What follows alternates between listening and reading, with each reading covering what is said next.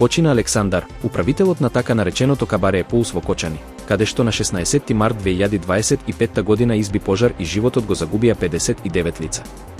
Тој е 60-тата жртва од трагедијата во Кочани. Управителот на Пулс почина додека беше на лекување во Литванија. Тој беше еден од осомничените во истрагата. Официјална потврда во јавноста се очекува да биде објавена на пресконференција на Министерството за здравство. Во врска со трагедијата во Кочани, во која загинаа 59 лица, осомничени се 27 физички, 3 правни лица и 7 полициски службеници од Штип и Кочани. На сите осомничени им е одредена мерка 30-дневен притвор, освен на хоспитализираните.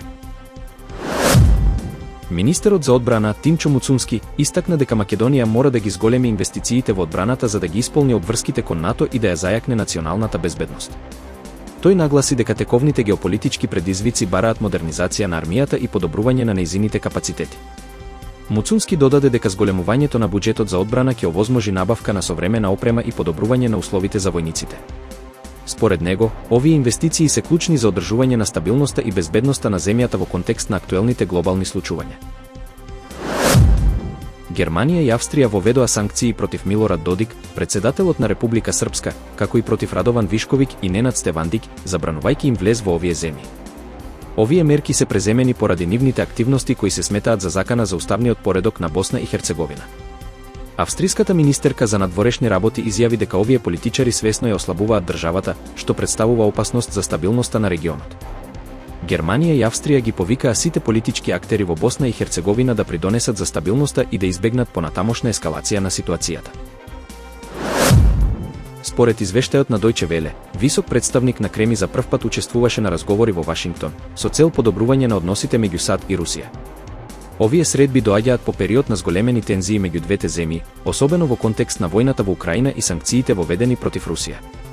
Иако деталите од разговорите не се објавени, се верува дека темите вклучуваат безбедносни прашања, контрола на оружјето и можности за соработка во области од заеднички интерес.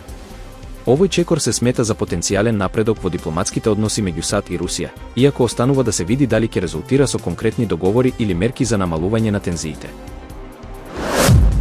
Уставниот суд на Јужна Кореја едногласно го потврди отповикувањето на председателот Јун Сук Јеол, кој беше обвинет за злоупотреба на овластувањата поради прогласување на воена состојба во декември 2024 година. Со оваа одлука, Јужна Кореја е обврзана да одржи нови председателски избори во рок од 60 дена. До тогаш, функцијата ќе извршува привремениот председател Хан Дуксо. Јун беше уапсен на 15 јануари 2025 година, станувајќи првиот јужнокорејски председател кој бил уапсен додека се уште е на функција. Во март беше пуштен од притвор.